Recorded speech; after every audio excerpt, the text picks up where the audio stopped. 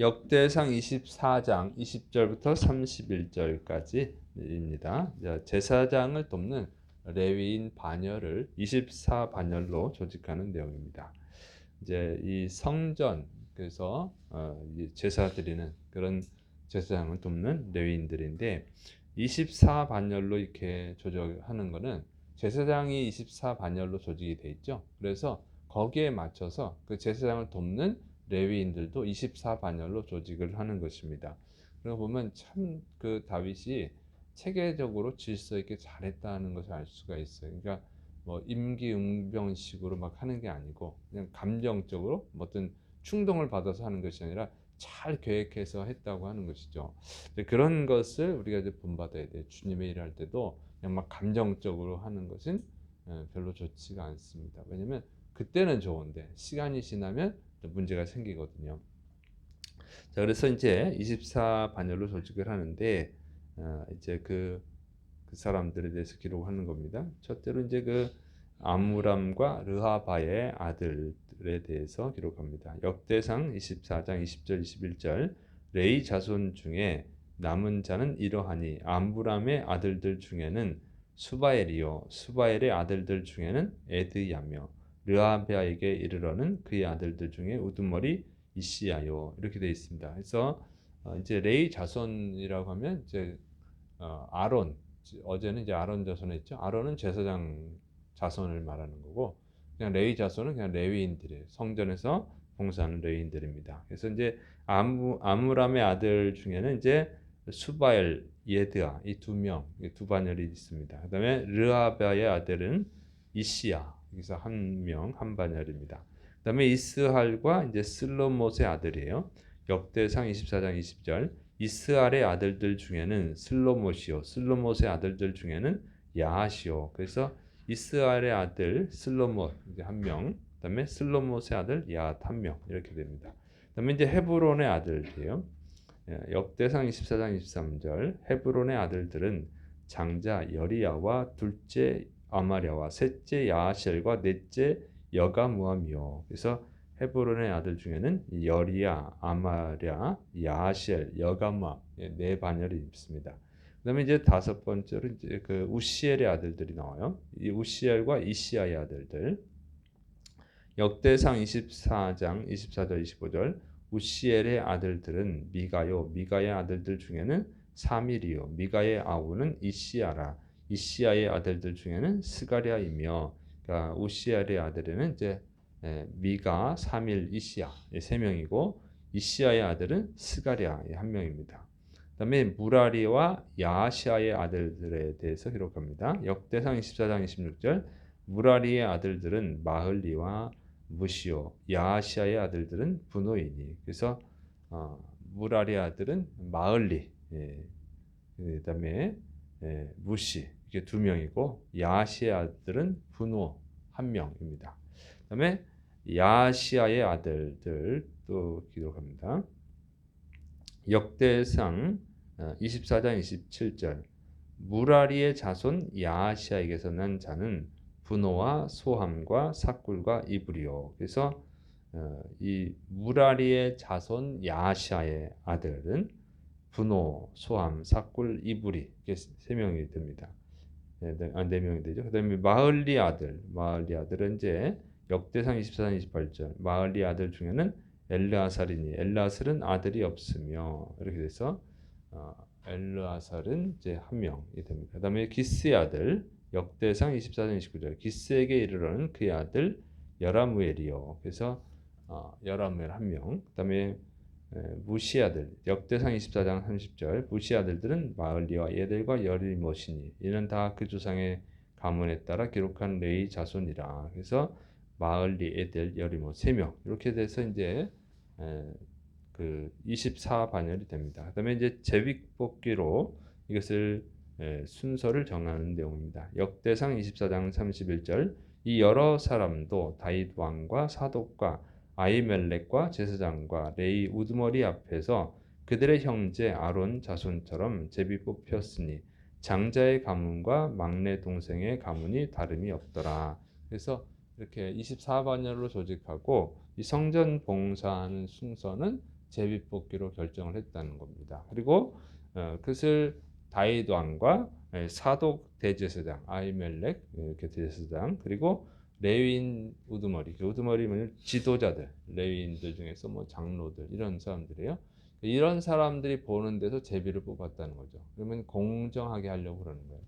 그러니까 제비 뽑기를 하는데도 보는 사람이 없으면 자기들도 유리하게 뽑을 수 있죠.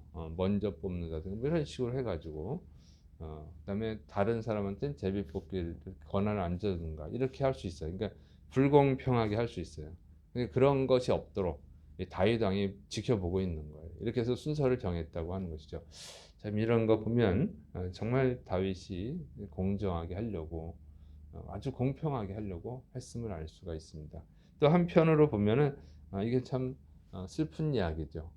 하나님을 섬기는 데 있어서도 이 공정하지 않다고 하는 거예요. 인간은 죄인이라서 이런 문제가 생깁니다.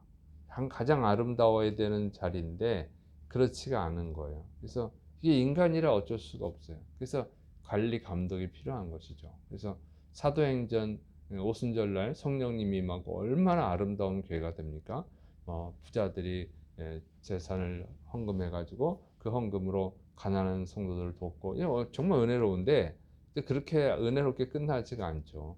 보니까 히브리파 유대인들, 히브리파 과부들, 또 이 헬라파 과부들 이렇게 있는데 히브리파 과부들은 많이 도와주고 헬라파 과부들은 또 안 도와줘서 문제가 생기잖아요. 불평이 막 생기고 그래서 그 문제를 해결하려고 세운 것이 집사지 않습니까? 집사라고 하는 것이 이제 여러 가지 일을 하지만 집사 직분이 근데 처음에 그 집사 직분을 뽑은 이유는 이 구제하는데 문제가 생겨요. 공정하지 않아요. 그러니까 이 인간이 아무리 성령 충만하고 또 예수님을 깊이 믿고 그래도 인간인지라 이 순식간에 또 죄가 틈탄 말이에요. 틈타는 거죠. 어쨌든 착한 일은 착한 일인데 가난한 사람을 돕는 건 착한 일인데 그 착한 일을 도우면서도 공정하지가 않은 거예요. 그렇다고 뭐 자기들이 가진 건 아닌데 어쨌든 히브리파 그래도 나랑 친한 사람 이렇게 도와주는 거예요. 그러면은 이 나랑 안 친한 사람은 덜 도와주고 그러니까 이제 교회 안에서 문제가 생기죠. 이게 항상 인간의 한계예요. 그래서 우리가 그냥 무조건 믿고 이렇게 할 게 아니라 다윗처럼 관리 감독을 잘해서 공정하게 하려고 해야 된다는 거죠. 왜 그래야 이게 불평이 안 생기고 원망이 안 생기는 것이죠. 거룩한 일을 하면서도. 근데 그리고 또 너무 믿고 맡겨 놓으면 사실 문제가 많잖아요. 이제 교회는 좀 그래도 덜하겠지만 교회에서도 문제가 일어나기도 하고 교회 바깥에서 보면 자선단체들 이런 데서 횡령하고 비리가 많고 그렇죠. 우리나라만 그런 게 아니라 외국에서도 그러더라도 외국에서도 유명한 연예인이 자선단체를 만들어 놓고 자기가 또 횡령하고 우리나라만 그런 게 아니더라고요. 인간의 한계예요. 그래서 항상 이렇게 관리 감독하고 공정하게 하는 노력이 필요하다는 것이죠.